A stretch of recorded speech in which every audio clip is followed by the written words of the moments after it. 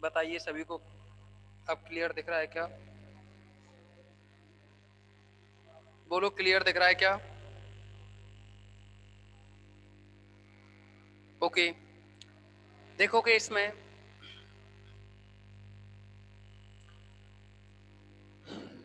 ये आपके लिए जो पिछली मीटिंग में हमने 33 नंबर की थ्योरम बताई थी, अब ये 34 नंबर की थ्योरम है। ये है यदि W किसी सदिश समष्टि V ऑफ F की एक उप समष्टि है तो सिद्ध कीजिए कि विभाग समष्टि V बाई W V का एक समाकारी प्रतिबिंब है। मतलब जो V बाई W जो विभाग समष्टि है ना, वो V का एक समाकारी प्रतिबिंब है। इसका मतलब है कि F V से V बाई W में एक रैखिक प्रतिचित्रण है। तो रैखिक प्रतिचित्रण के लिए दो कंडीशन होती हैं, एक तो अल्फा बीटा एफ के एलिमेंट लो, U B B by W के एलिमेंट लो, और alpha U F of alpha U plus beta B equal to alpha F of you plus beta F of B हो जाए तो हम कह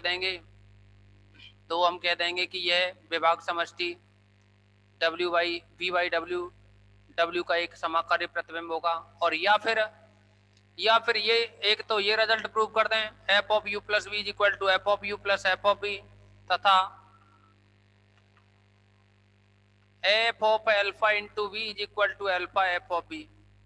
ये दो रिजल्ट हो जाए प्रूफ, या ये एक रिजल्ट हो जाए, तो हम कह देंगे कि जो बी बाई डब्ल्यू है वह बी का एक समाकारी प्रतिबिंब है।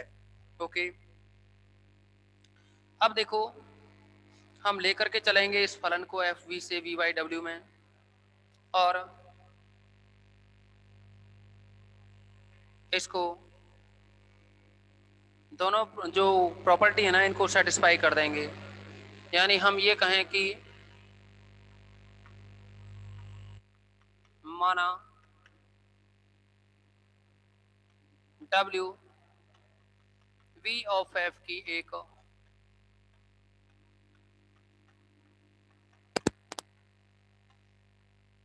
उप समष्टि है तथा एक प्रतिचित्रण F V to V by W है। प्रतिचित्रण क्या लिया हमने V से V बाई W में। आप जानते हैं कि जो V बाई डब्ल्यू है ना, उस V बाई डब्ल्यू के जो एलिमेंट होंगे वह W plus small b type के होंगे। अच्छा, यहां जो आपने फंक्शन को परिभाषित किया है एफ V से V बाई डब्ल्यू में, तो इस पे जो कंडीशन होगी जो कि इस प्रकार है कि एफ इस स्मॉल v का एलिमेंट मान लीजिए V है, तो वो इक्वल होगा V by W. V by W का मतलब W प्लस स्मॉल v। देखिए जी वाई के का मतलब होता है K प्लस जी का एलिमेंट कोई small a for all a belongs to G. ये कंडीशन होती है जी वाई के लिए, जी वाई के लिए। तो वैसे ही V बाई डब्ल्यू का मतलब है W, तो ये जो W होता है ना, ये तत्समक होता है। V बाई डब्ल्यू में जो W है वो तत्समक होता है। कल की मीटिंग में भी आपको बताया था, कल की मीटिंग में भी आपको बताया था। और F of V to W plus V ये फंक्शन हो गया। तो आपको कहा है कि इसमें W किसी सदिश समष्टि V ऑफ F की उप समष्टि है, तो सिद्ध कीजिए कि जो विभाग समष्टि है ना B बाई डब्ल्यू, वह B का एक समाकारी प्रतिबिंब है। तो इसको समाकारी प्रतिबिंब करने के लिए प्रूफ हम इस V के कोई भी दो एलिमेंट लेंगे। आप चाहो तो V1 V2 ले सकते हैं, आप चाहो तो V1 V2 ले सकते हैं, और या फिर आप इसको U भी ले सकते हैं, या फिर किसी और फॉर्म ले लो। वी डब्ल्यू अगर लिए जाएं V कॉमा डब्ल्यू जो कि इस कैपिटल V के एलिमेंट है, तब वी डब्ल्यू अगर कैपिटल V के एलिमेंट हैं तो V प्लस डब्ल्यू है वो भी कैपिटल V का एलिमेंट होगा, क्योंकि V क्या है, सदिश समष्टि। और सदिश समष्टि है तो समृद्धता का पालन होगा योग के लिए। अब F of B plus W, आप देखोगे F of B plus W को क्या लिख सकते हो, अगर एफ ऑफ बी है तो डब्ल्यू प्लस बी लिख रहे हैं, अगर यहाँ बी प्लस डब्ल्यू है तो इसको क्या लिखोगे, W plus B plus W, इतना लिख सकते हैं। ओके, यहाँ जो बी है ना, ये बी, उसकी जगह अपने पास बी प्लस डब्ल्यू है,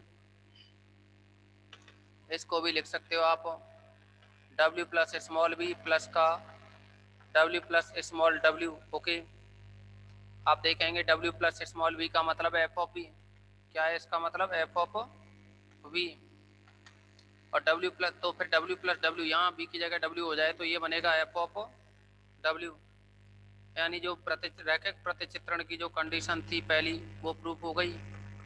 दूसरी के लिए देखेंगे, दूसरी के लिए क्या है, अल्फा फील्ड एफ का एलिमेंट है तथा अल्फा क्या है, फील्ड एफ का एलिमेंट, और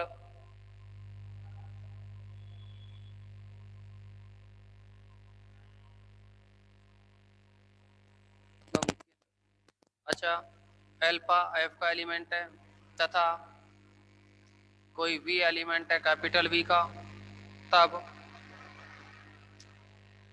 F of alpha into V करें तो यहाँ जो वी था ना उसकी जगह क्या है अपने पास, अल्फा इंटू वी, अगर वी था तो आप देखेंगे डब्ल्यू प्लस वी बना, यहाँ अल्फा इंटू वी है तो ये बन जाएगा W plus alpha into V, W plus alpha into V. अब देखोगे आप इसमें कि ये जो अल्फा है ना ये बाहर आ जाएगा और यह बना डब्ल्यू प्लस वी, और अल्फा और डब्ल्यू प्लस वी का मतलब हुआ, डब्ल्यू प्लस वी का मतलब हुआ एफ ऑफ वी, तो ये दोनों कंडीशन सेटिस्फाई हो गई, ये दोनों ही कंडीशन सेटिस्फाई हो गई, तो हम ये कह सकते हैं यहाँ कि ये जो वी एफ जो फलन है जो कि वी से वी बाई डब्ल्यू में है वह एक रैखिक प्रतिचित्रण होगा या फिर एक समाकारी प्रतिबिंब है। अतः F V to V by W में एक समाकारी प्रतिबिंब है।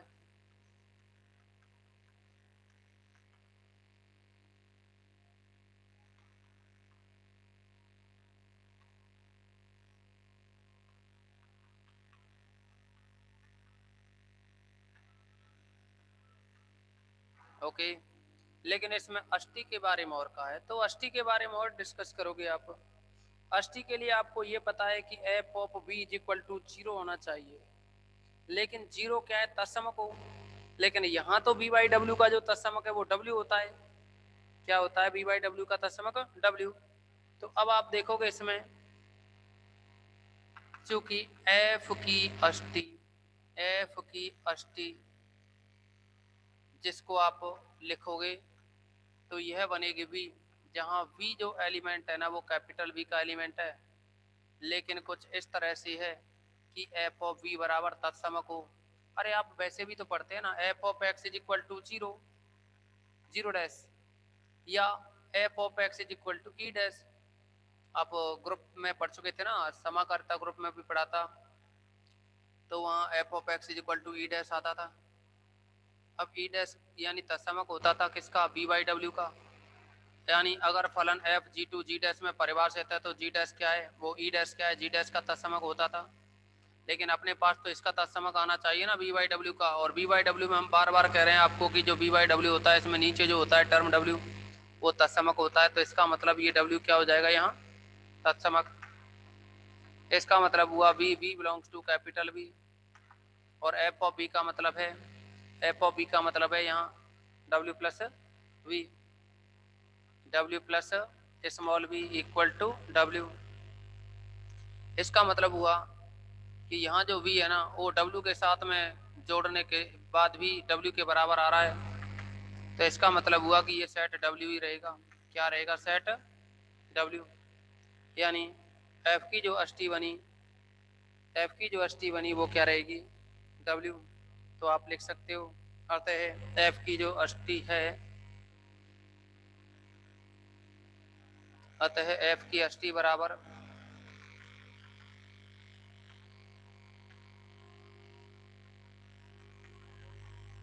W होगी, क्योंकि ये थ्योरम यहीं कंप्लीट होती है। अब इसमें कुछ महत्वपूर्ण बातें हैं, उनके बारे में हम डिस्कस करेंगे। एक थ्योरम है ये 35, इसको पढ़ के आओगे घर से। प्रमेय नंबर 35 है, इसको घर पे पढ़ोगे बहुत अच्छे से, लेकिन इसको हम आपको कराएंगे, लेकिन आज की मीटिंग में नहीं। आज की मीटिंग में टाइम कम पड़ जाएगा इसके लिए। इसका स्क्रीनशॉट ले लीजिए आप सभी, स्क्रीनशॉट लें इसका सभी। हाँ, तो अब हम कुछ डेफिनेशंस हैं जिनके बारे में डिस्कस करेंगे। रैंक, नलिटी, यहाँ हम रैंक और नलिटी हैं इनके बारे में डिस्कस करेंगे। एक इसमें सिल्वेस्टर थ्योरम आएगी,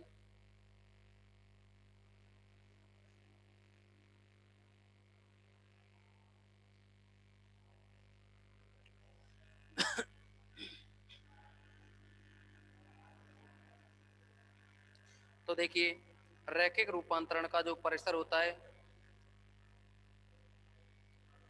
इसके बारे में अगर हम डिस्कस करें तो सबसे पहले जो रैखिक रूपांतरण है इसके परिसर के बारे में बात करेंगे हम। रैखिक रूपांतरण का परिसर,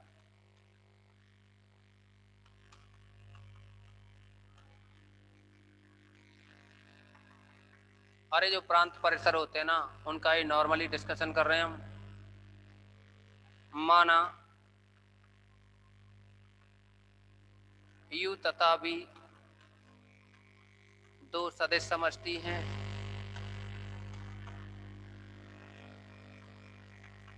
माना U तथा V दो सदिश समष्टि हैं तथा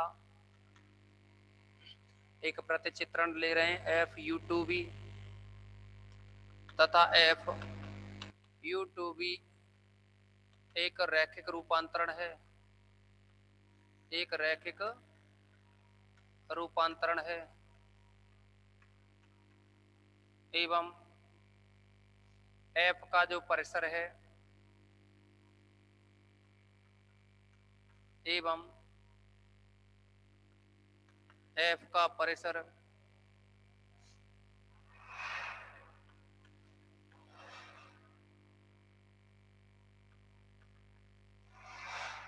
इस परिसर को क्या है यानी रेंज कहते हैं। F का जो परिसर होता है उसको, क्योंकि परिसर को रेंज कहते हैं और F की बात कर रहे हैं तो RF यानी F के परिसर को RF से व्यक्त करते हैं। F का परिसर RF निम्न प्रकार परिभाषित है।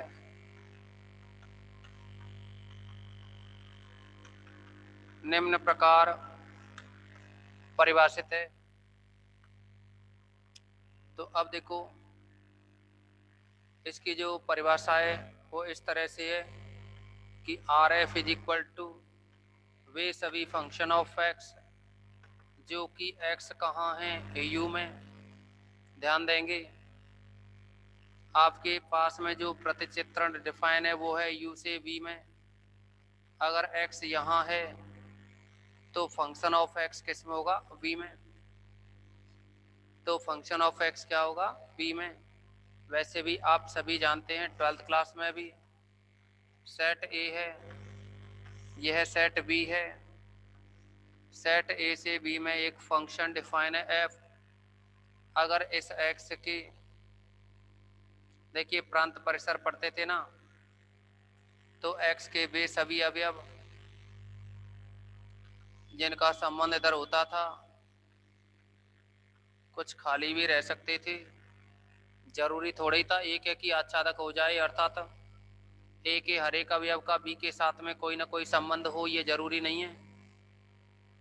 तो यानी आप अगर ये कहें यहाँ x1 है तो ये f ऑफ x1 है, ये x2 है तो ये f ऑफ x, चलो ये x1 है तो ये x2 तो f ऑफ x2 और ये f ऑफ x1। इसको x3 कहें तो ये f ऑफ x3, x4 हो तो ये f ऑफ x4, ये x5 है। एक्स 6 है,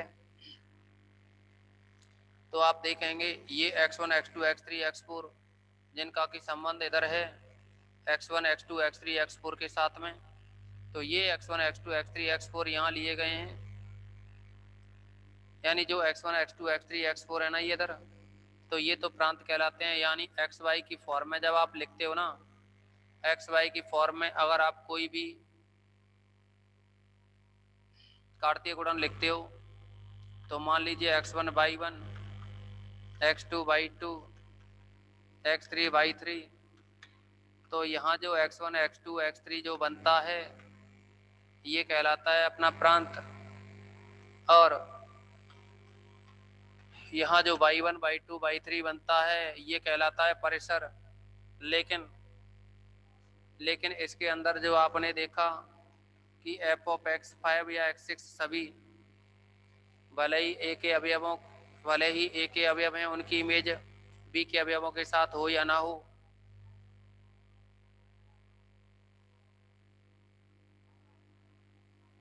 यानी यहाँ ए के जो अवयव है ना इनकी इमेज बी के अवयवों के साथ हो या ना हो, तो बी के जो भी अवयव होते हैं सभी के सभी अवयव ये क्या कहलाते हैं? सहप्रांत।